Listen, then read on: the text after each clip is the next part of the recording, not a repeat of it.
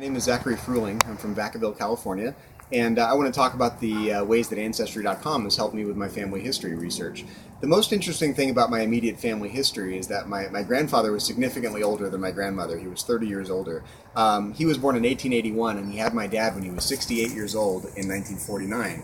And his father, my great-grandfather, was actually born in 1830 in Klettendorf, Prussia.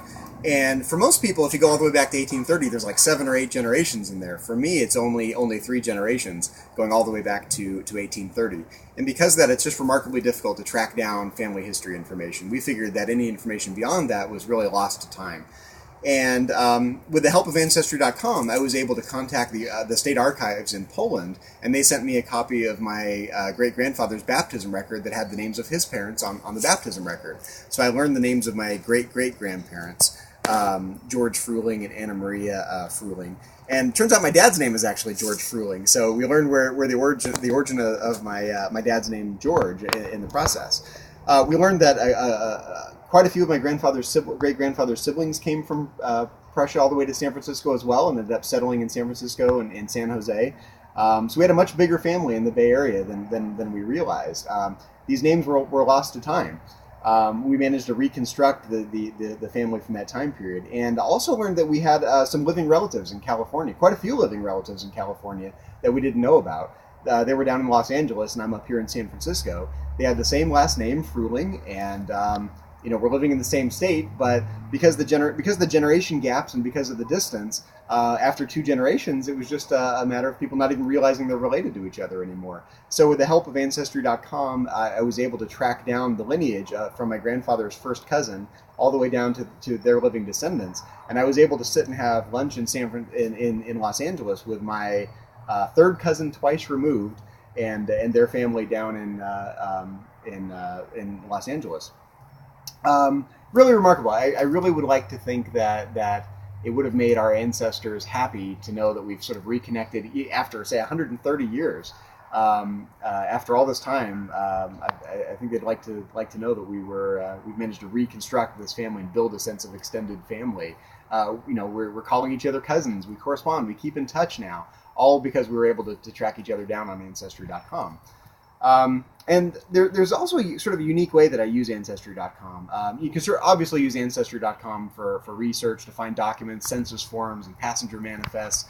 But my family really saves a lot of things. We have letters and documents. We have 1,500 of my grandfather's sermons. He was a pastor of a church in my hometown. I have all the original sermons. Some are typed, some are handwritten. I've got about 100 old German letters from the 1890s written to my great-grandparents in San Jose. And Ancestry.com is actually a really great way to save and preserve and share all of this information. I'm sort of making it my personal mission to scan every last document, upload it to Ancestry.com.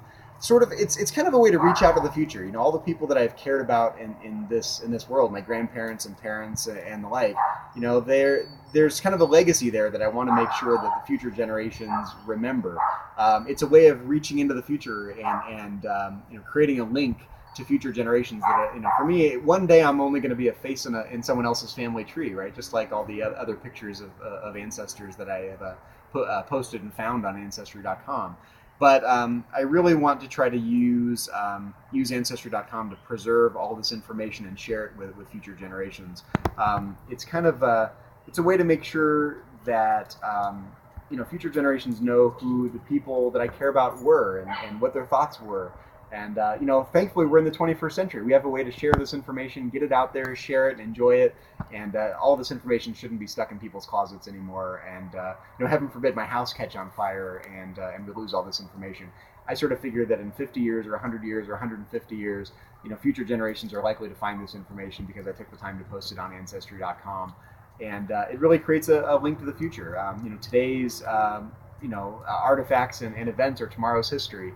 And it really is up to us to leave something for future generations. So in addition to the family history research and the many things I found about different ancestors and relatives and the people I've met that I'm related to, I'm really trying to use Ancestry.com to preserve the here and now and make sure there's a legacy for future generations. Anyways, I'm a power user of Ancestry.com. I've been using it for a couple of years. I'm on there every single day, finding new things, posting new things. I've posted over 6,000 photographs, and I hope I've created something of a family legacy as a result.